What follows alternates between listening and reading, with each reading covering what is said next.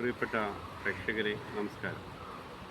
രാഷ്ട്രീയ തൽപരരായ മലയാളികൾ മാതൃഭൂമി ചാനൽ കഴിഞ്ഞ 2 ദിവസങ്ങളിലായി പുറത്തുവിട്ട കേരളത്തിലെ 70 അസംബ്ലി സെഗ്മെൻറ്റ്സിൻ്റെ ജയപരാജയ സാധ്യതകൾ, വിവിധ മുന്നണികളുടെ സാധ്യതകൾ, അതേക്കുറിച്ചുള്ള ചർച്ചയും വിശകലനങ്ങളും ശ്രദ്ധിച്ചിട്ടുണ്ടാകും. ഇപ്പോൾ നമുക്ക് ലഭ്യമായിരിക്കുന്ന 70 കോൺസ്റ്റിറ്റ്യുവൻസീസിലെ സൂചനകൾ ഒരു പ്രൊപ്പോർഷനേറ്റ് ആയിട്ടുള്ള ഒരു ഫീലിങ്സിനെ റെപ്രസെൻറ്റ് ചെയ്യുന്നുണ്ടോ?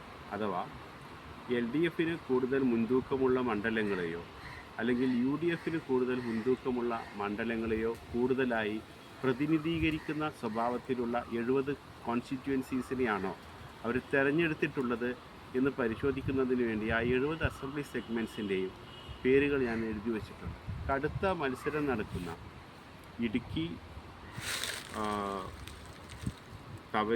ഇടുക്കി താനൂർ പോലെയുള്ള ഇപ്പോൾ നിലവിൽ മന്ത്രിമാർ പ്രതിനിധാനം ചെയ്യുന്ന മണ്ഡലങ്ങളാണ് ഇടുക്കിയും താനൂരും.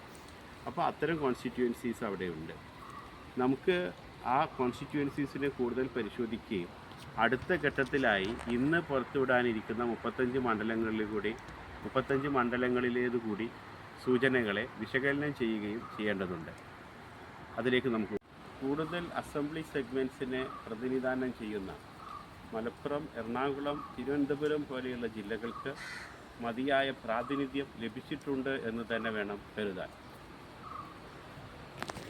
അതേസമയം തദ്ദേശ സ്വയംഭരണ സ്ഥാപനങ്ങളിലേക്ക് നടന്ന തെരഞ്ഞെടുപ്പ് ഘട്ടത്തിൽ 2025 UDF മുന്നിൽ വന്ന ഏതാനും അസംബ്ലി സെഗ്മെൻറ്റ്സിൽ ഇത്തവണ LDFന് മുൻതൂക്കമുള്ളതായി മാതൃഭൂമി പ്രവചിച്ചിട്ടുണ്ട്. അതുകൊണ്ട് തന്നെ നമ്മൾ 3-ാം ഘട്ടത്തിൽ മാതൃഭൂമി പുറത്തുവിടുന്ന ആ അസംബ്ലി സെഗ്മെൻറ്റ്സ് ഏതൊക്കെയായിരിക്കും എന്നുള്ള കൗതുകത്തോടും ആകാംക്ഷയോടും കൂടി അതറിയാനായി കാത്തിരിക്കുകയാണ്. അതോടൊപ്പം തന്നെ ഈ സമീപ ഭൂതകാലത്ത് മലയാള മനോരമ നടത്തിയ സർവേയും അതുപോലെ തന്നെ തദ്ദേശ സ്വയംഭരണ സ്ഥാപനങ്ങളിലേക്ക് നടന്ന തെരഞ്ഞെടുപ്പ് കാലത്ത് ആ വന്ന ഫലത്തെ നിയമസഭാടിസ്ഥാനത്തിൽ അതിനെ വിശകലനം ചെയ്ത ഫലത്തെയും നമുക്കിതിനെ കമ്പയർ ചെയ്തുകൊണ്ട് മനസ്സിലാക്കാൻ ശ്രമിക്കാം.